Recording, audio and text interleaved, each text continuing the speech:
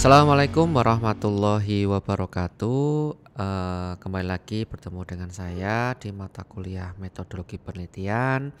Eh, Perlu saya ingatkan kembali, mulai dari sekarang teman-teman harus sudah menyiapkan desain penelitian yang sudah saya sampaikan sama Bu Putri di podcast-podcast sebelumnya.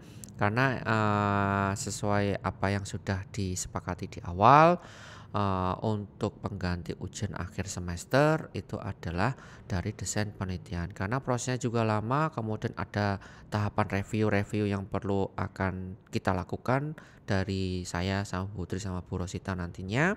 Maka teman-teman segera untuk membuat desain penelitian, karena nanti juga setelah ini teman-teman juga akan mendapatkan pembimbingnya siapa, yang nantinya itu pembimbing tersebut akan digunakan atau dimintai konsultasi berkaitan dengan judul sementara yang nantinya dipakai untuk bimbingan baik itu skripsi maupun artikel di semester 7 nantinya.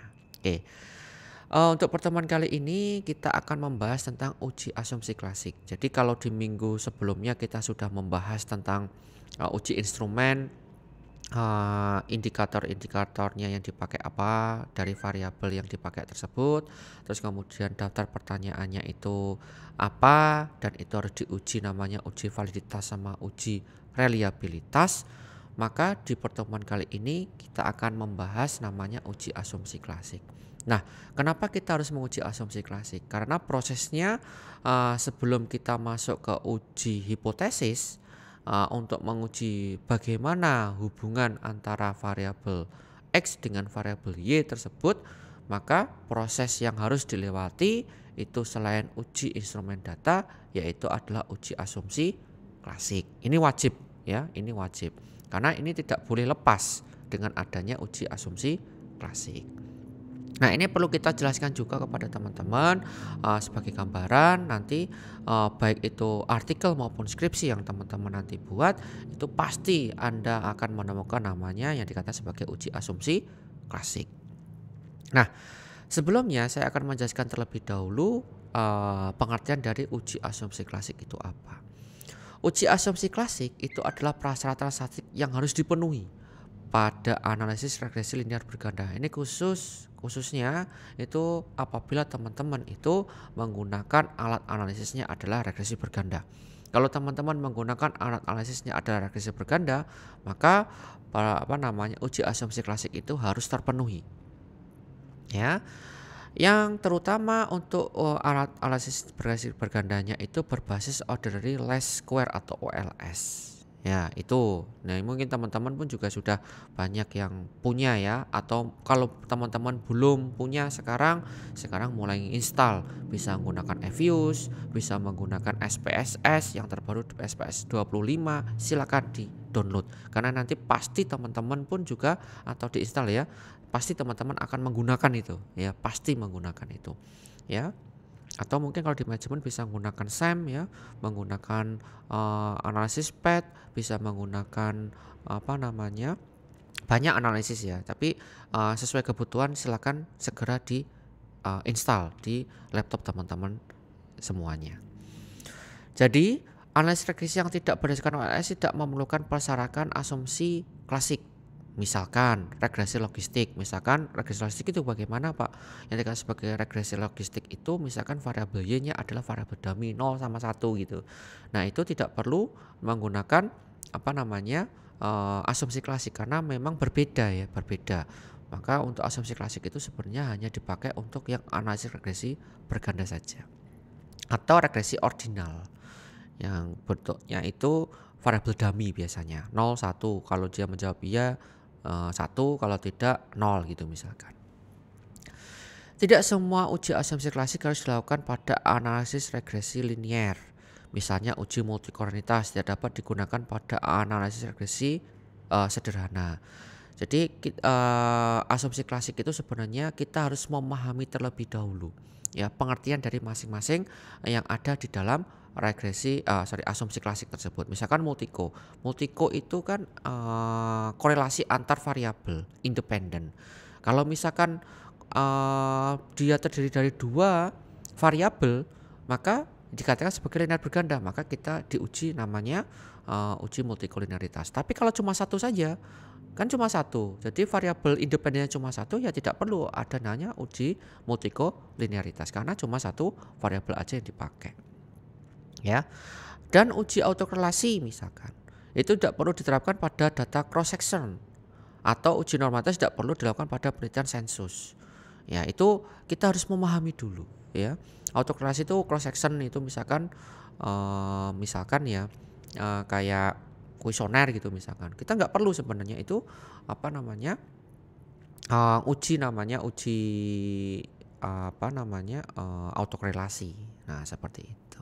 Atau normalitas residualnya, kita nggak perlu menguji normalitas data kalau misalkan data yang dipakai ada penelitian sensus seluruhnya gitu, tidak perlu kita menggunakan normalitas karena yang diteliti dari normalitas itu adalah residual errornya atau data error residualnya itu bagaimana, terdistribusi normal atau tidak, atau faktor pengganggunya itu bagaimana. Nah, seperti itu. Nah, itu kita harus memahami itu. Nah, selanjutnya model resi yang diperoleh dari metode kuadrat terkecil biasanya atau dikatakan sebagai ordinary least square atau OLS merupakan model regresi yang menghasilkan estimator linear tidak bias yang baik, atau kita bisa istilahkan sebagai base linear unbiased estimator atau BLUE. Jadi kalau misalkan ada istilah namanya BLUE, itu adalah base linear unbiased estimator, atau kita mengestimasikan bahwasanya regresi linear tersebut itu tidak bias. Tidak bias itu bagaimana, Pak? Ada bias itu memang bisa diteliti atau bisa diukur, intinya seperti itu. Hal tersebut dipenuhi dengan beberapa asumsi klasik. Jadi diantaranya bahwasanya data tersebut itu BLUE atau base linear unbiased estimator harus memenuhi syarat-syarat tersebut. Yang pertama apa? Non multikolinearitas. Artinya kita harus lolos namanya multikolinearitasnya. Apa itu? Yang artinya antara independen variabel yang satu dengan independen yang lainnya itu tidak saling berhubungan secara sempurna. Yang saya bilang tadi, tidak ada korelasinya antar variabel independen. Itu harus lolos, ya. Biar dikatakan bahwasanya estimator linear atau variabel yang dipakai itu tidak bias atau dikatakan yang terbaik atau BLUE. Yang kedua, homoskedastisitas.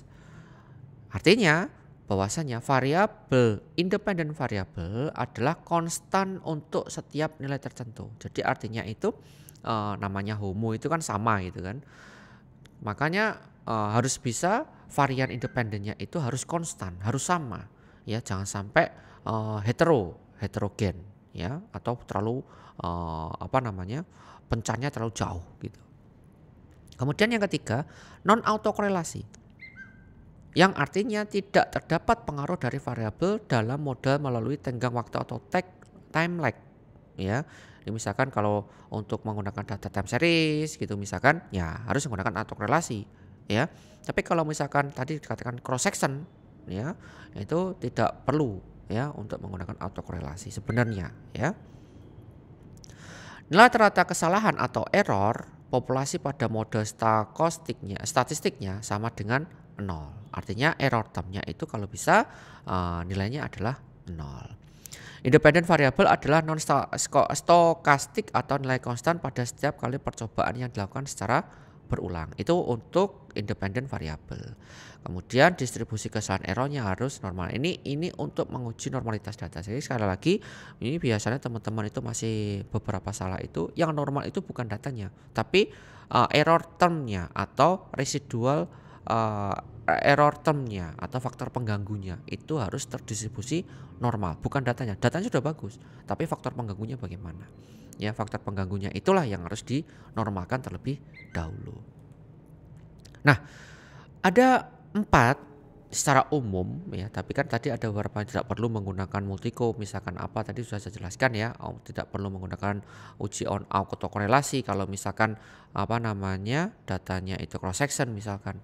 Nah, tapi secara umum untuk uji asumsi klasik itu meliputi 4. Yang pertama itu uji multikolinearitas, yang kedua itu uji heteroskedastisitas, yang ketiga uji normalitas, dan keempat ada uji autokorelasi. korelasi. Ini harus terpenuhi dulu, harus lolos dulu sebelum teman-teman nanti untuk uji regresi linear berganda. Misalkan ada uji F, uji T sama uji R square. Itu harus lolos terlebih dahulu uji asumsi klasiknya. Ya. Yang pertama dulu yaitu uji multikoliniaritas. Tadi udah jelaskan sedikit ya bahwasanya multikoli itu apa. Untuk multikoliniaritas itu adalah suatu kondisi di mana terjadi korelasi yang kuat antara variabel-variabel bebas atau variabel independen atau variabel X-nya yang diikutsertakan dalam pembentukan model regresi linear. Model regresi yang baik seharusnya tidak terdapat korelasi antar variabel bebasnya. Artinya antar variabel independen itu tidak ada hubungan. Nanti mesti akan mempengaruhi. Ya, ini harus dikeluarkan salah satu kalau misalkan ada hubungan. Ya. Oke, terus kemudian ciri-ciri yang sering ditemui apabila model regresi itu kita mengalami multikoliniaritas. Jadi untuk melihat apakah terjadi multiko atau tidak, mengalami multikoliniaritas atau tidak, itu bisa dilihat ciri-cirinya. Yang pertama adalah terjadi perubahan yang berarti pada koefisien model regresi, misalkan nilainya menjadi lebih besar atau lebih kecil. Nah itu apabila dilakukan penambahan atau pengurangan sebuah variabel bebas dari model regresi. Jadi kalau misalkan terjadi uji multikolnya tadi tinggi gitu ya, misalkan coba dihilangi salah satu, nanti pasti akan mempengaruhi dari nilai koefisien model regresinya atau nilai betanya itu. Nah itu pasti akan nilainya kalau tidak menjadi besar atau lebih kecil. Nah itu sebagai tanda atau ciri-ciri bahwasanya variabel independennya itu memang ada korelasi antar variabel independen. Yang kedua, diperoleh nilai R square-nya yang besar sedangkan koefisien regresinya tidak signifikan pada uji parsial. Nah ini juga bisa dilihat ciri-cirinya. R square itu belum tentu kalau R square-nya besar itu bagus gitu ya. Artinya gini, dilihat dulu ya. Dilihat dulu bagaimana koefisien regresinya.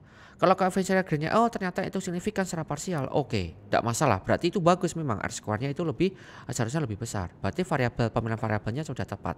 Tapi kalau R square-nya besar sedangkan koefisien regresinya tidak signifikan atau tidak tidak berpengaruh misalkan secara parsial, aneh juga.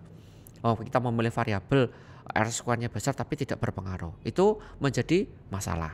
Kalau bisa R square-nya besar dan variabelnya koefisien regresinya pun juga secara parsial pun juga berpengaruh signifikan.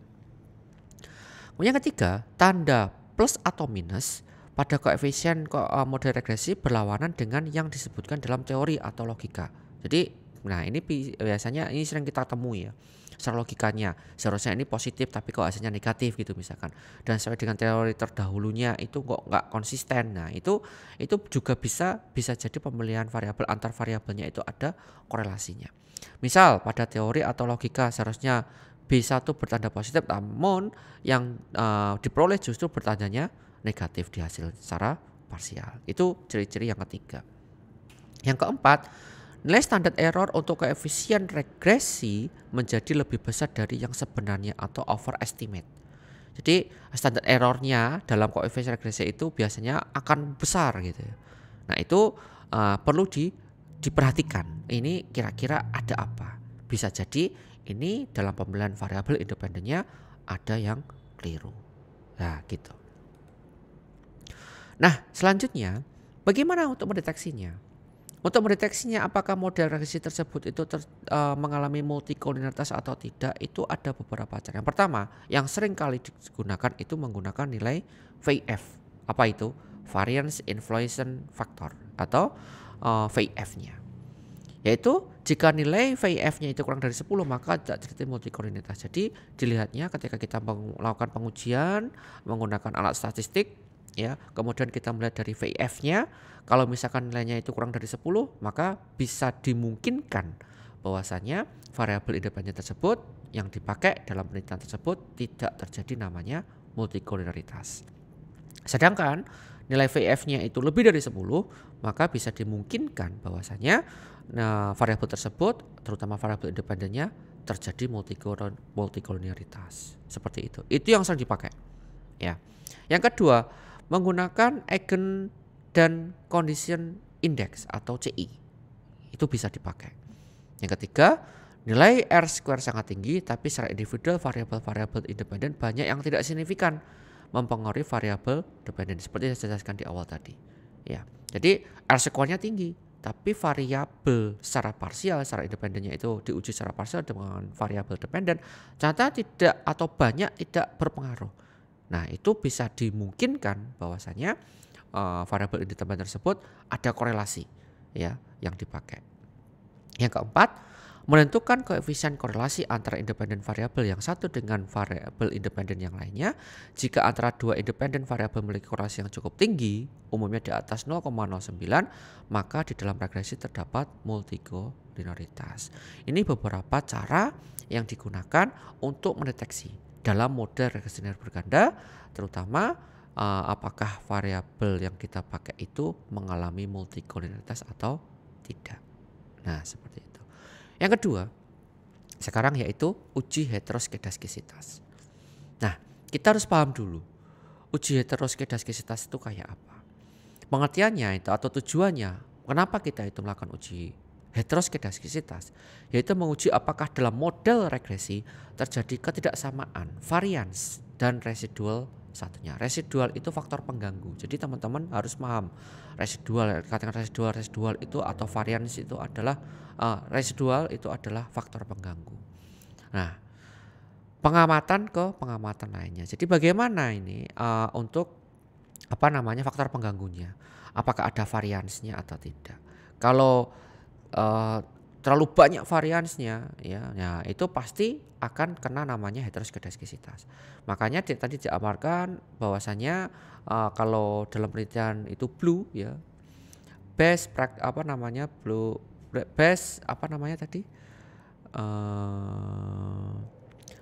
best linear unbiased estimator atau blue tadi itu salah satunya harus homoskedastisitas. Artinya variannya itu tidak terlalu besar. Ya, seperti itu. Nah, mode yang baik adalah yang homoskedastisitasnya atau tidak terjadi heteroskedastisitas. Jadi homo itu kan hampir sama. Jadi variannya itu antara residualnya itu tidak terlalu banyak. Maka bisa dimungkinkan homo. Jadi sama antara variabel yang dipakainya itu. Seperti itu. Yang ketiga yaitu uji autokorelasi. Nah, ini untuk uji autokorelasi tadi udah jelaskan sedikit ya, bahwasanya autokorelasi berarti terjadi korelasi antar anggota sampel yang diurutkan berdasarkan waktu. Biasanya ini terutama untuk yang data-data time series ya urut waktu. Nah, itu biasanya akan terkena namanya uji autokorelasi. Penyimpangan ini biasanya muncul pada observasi yang menggunakan data time series. Tadi udah saya singgung sedikit. Terutama untuk data-data yang menggunakan data time series pasti itu akan kena autokorelasi. Maka dari itu harus ada namanya uji autokorelasi khusus untuk yang penggunaan data time series. Misalkan penggunaan tahun 2018, 2019, 2020, 2021 secara berturut-turut gitu misalkan. Nah, itu menggunakan time series. Nah, itu harus ada namanya uji autokorelasinya. Nah, untuk uji autokorelasi bertujuan menguji apakah dalam model regresi linear ada korelasi antara kesalahan pengganggu pada periode T dengan kesalahan pengganggu pada periode T-1. Jadi sebenarnya itu untuk melihat ya kesalahan pengganggu terutama dalam model regresi yang kita buatnya itu antara periode T sama periode T-1 sebelumnya. Itu apakah ada pengganggunya atau tidak. Jika terjadi korelasi maka dinamakan ada program autokorelasi dan itu harus diobati dan harus diperbaiki dulu. Jadi tidak bisa kita harus melangkah lebih ke selanjutnya gitu ya ke uji hipotesis sebelum kita memperbaiki. Kalau misalkan terjadi misalkan kena multiko, kena hetero atau kena autokorelasi, kita harus memperbaiki dulu. Ya, ada alternatif banyak beberapa alternatif bisa menggunakan nilai z-score. Berarti kan data ada beberapa yang di outlier atau dihapus atau diganti kan misalkan gitu. Nah, itu juga harus diperbaiki dulu. Konsekuensinya, varian sampel tidak dapat menggambarkan varian populasinya. Jadi kalau misalkan ada pengganggunya, kesalahan pengganggunya periode T sama periode sebelumnya itu, maka bisa jadi bahwasanya varian sampelnya itu tidak mampu menggambarkan dari varian populasinya. Model regresinya tidak dapat untuk menaksir nilai variabel dependen pada nilai variabel independen tertentu. Nah, itu untuk yang autokorelasi. Nah, bagaimana cara mendeteksinya? Untuk mendeteksinya, ada atau tidaknya autokorelasi biasanya menggunakan uji Dobin-Watson. Nanti ada low Dobin-Watson sama up Dobin-Watson. Ya, itu nanti bisa di apa namanya? Dihitung di sana bagaimana indikator-indikatornya bisa terjadi korelasi autokorelasi positif, autokorelasi negatif, tidak terjadi autokorelasi, itu sebenarnya sudah ada indikatornya. Ya. Untuk uji Dobin-Watson sendiri, apabila nilai Dobin-Watson DW itu Dobin-Watson berada di sekitar angka 2, berarti model regresi kita aman dari kondisi autokorelasi. Ini secara umum. Tapi tidak untuk kemungkinan juga nanti dilihat dari jumlah sampelnya, terus kemudian jumlah variabelnya, terus kemudian nilai low Dobin-Watsonnya sama upper Dobin-Watsonnya. Nilai batas atasnya sama batas bawah. Lower sama upper, batas atas sama batas bawahnya dari nilai Dobin-Watson. Nah, itu untuk mendeteksi apakah ada autokorelasi atau tidak. Kemudian yang keempat, ada namanya uji normalitas. Nah, ini seringkali saya menemukan masih banyak keliru ya. Untuk normalitas data, sekali lagi uji normalitas itu digunakan untuk menguji apakah faktor pengganggu atau residual termnya itu terdistribusi normal atau tidak. Bukan datanya yang terdistribusi normal. Ini seringkali saya sampaikan kepada teman-teman agar tidak keliru. Nah, uji normalitas tadi sudah saya jelaskan ya, bahwasannya untuk uji normalitas model regresi yang baik adalah distribusi data normal atau mendeteksi normal itu adalah faktor pengganggunya atau data residualnya. Untuk mendeteksinya bagaimana? Untuk mendeteksinya biasanya untuk normalitas data itu dilakukan menggunakan yang pertama ini seringkali dipakai menggunakan uji Kolmogorov-Smirnov atau KS, nilai KS. Kalau misalkan nilainya itu lebih dari 0,05 bisa dikatakan bahwasanya residual termnya atau faktor pengganggunya itu terdistribusi normal ya. Atau analisis grafik atau analisis statistik bisa menggunakan nilai kurtosis atau skewness. Maksudnya gimana? Ini sebenarnya bisa dipakai analisis grafik sama statistik, tapi kadang kita luput gitu ya, luput dalam membaca, terutama untuk analisis grafik sama analisis statistik. Kalau saya boleh menyarankan, lebih baik menggunakan uji Kolmogorov-Smirnov. Itu lebih konsisten apakah memang lolos atau tidak uji normalitas data. Ya, data yang kita pakai itu faktor pengganggunya itu terdistribusi normal atau tidak. Nah, seperti itu yang paling gampang untuk mendeteksi apakah lolos uji normalitas atau tidak. Maka sekali lagi asumsi klasik itu harus dipenuhi dulu sebelum teman-teman itu melakukan uji hipotesis. Selain tadi instrumen data, kemudian ada asumsi klasik. Yang pertama uji normalitas, uji multikolinialitas, kemudian ada uji heteroskedasitas, ada uji autokorelasi, dan uji normalitas data. Kalau semuanya sudah terpenuhi, sudah lolos semuanya, baru kita lanjut ke tahap selanjutnya, yaitu uji hipotesis. Hipotesis itu terdiri dari uji F, yaitu secara simultan dari variabel independen yang diuji secara bersama-sama dengan uji terhadap uji variabel dependen atau uji Y-nya, kemudian uji T-nya atau uji parsial, yaitu dari masing-masing variabel independen kita uji terhadap variabel dependennya yaitu Y-nya, baru koefisien determinasi untuk melihat seberapa besar pengaruh dari variabel independen terhadap variabel dependen, yang nantinya itu bisa menjadi acuan apakah variabel yang kita pakai itu sudah sesuai atau belum, benar-benar sudah sesuai dengan tujuan penelitian kita atau belum, itu bisa dilihat itu semuanya. Mungkin itu saja untuk pertemuan kali ini. Sekali lagi saya ingatkan, jangan lupa untuk segera membuat desain penelitian, karena mungkin mulai minggu depan saya, Bu Putri maupun Bu Rosita sudah mulai mereview dari desain penelitian yang nantinya bisa Anda konsultasikan dengan dosen pembimbing teman-teman, yang nantinya itu bisa dijadikan sebagai pengganti ujian akhir semester. Untuk materi hari ini, kalau masih ada yang ingin tanyakan atau masih belum jelas, silakan Anda tanyakan, bisa menggunakan Classroom ataupun LMS. Nanti pasti insya Allah akan dijawab oleh saya, kemudian bisa Bu Putri untuk teman-teman dari manajemen maupun Bu Rosita. Mungkin itu saja yang bisa saya sampaikan. Terima kasih atas perhatiannya. Kurang lebihnya saya mohon maaf. Saya akhiri. Billahi taufiq wal hidayah. Wassalamualaikum warahmatullahi wabarakatuh.